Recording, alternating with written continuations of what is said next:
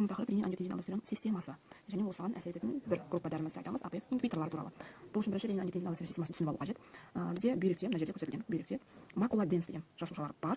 Осы жасушалар артерия афферент эфференттер бар. Афферент артерияның кіру ортасында мына жерлерінде міне. Афферент артерияға жақын орналасады.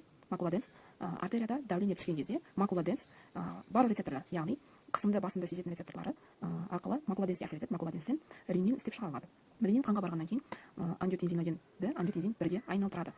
Ол бізде бірінші ренин ангиотензиногенге қайда барып қосылады? То есть бауырда ангиотензиноген бұл актив емес түрі қанға шығарылады, ал ренин қандағы ангиотензиногенді ангиотензин 1-ге айналдырады. Ол жердегі оның рөлі. Ал қан тамырдағы ангиотензин 1 ол қан тамырды қысқартырмайды, себебі ол актив емес күйінде болады. Бұл 8 аминокислотадан ангиотензин 2 10 аминокислотадан құралған. Бұл актив емес, ал ангиотензин 2 түрі актив түрі.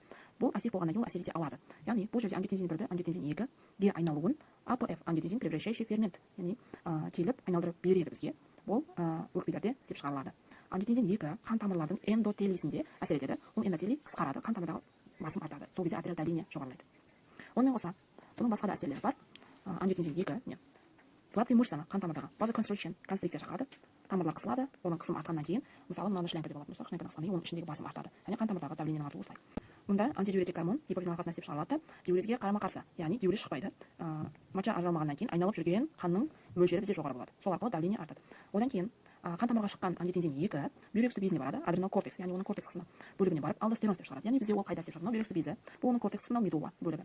Кортекс бөлігіндегі 3 түрлері бар, яғни осы бөлігінің. Зона гломерулеза, зона фасцикулата, зона ретикулярис. Бізде бұнда гломеруляр бөлігінен алдостерон, яғни минерал катехоль істеп шығарады. Алдостеронның әсері бізге қандай? Алдостерон бүйректегі натрийдің және судың реабсорбциясын арттырады, сол арқылы қан басымын жоғарылайды. Яғни натрий тұзы қай жерде көп, су сол жерде көп. Яғни ол қан тамырда қалып жатыр бүйректе, сол арқылы суды өзіне тартады, давление артады, яғни сирек шығарылмайды бұнымен. И мына жерде де солай. Екеуі бір-біріне бірге жұмыс істейді. Бұл сол общий осы механизмдер арқылы қан басымын артериал давлениені арттырады.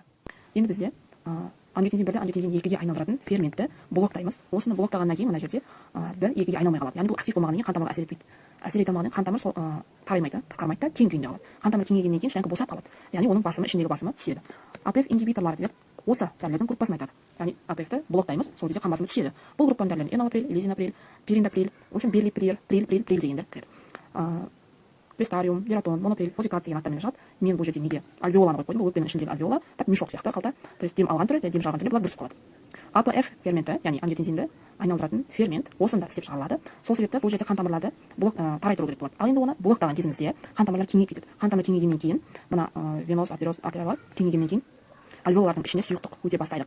Қанның сұйық бөлігі, яғни плазманың сұйық бөлігі альвеола өте бастайды. Көп емес, аздап мөлшерде. Соның нәтижесінде жөтел пайда болады. Яғни құрғақ жөтел пайда болады адамда. АПФ ингибиторларының ең көп, яғни бірінші болып пайда болатын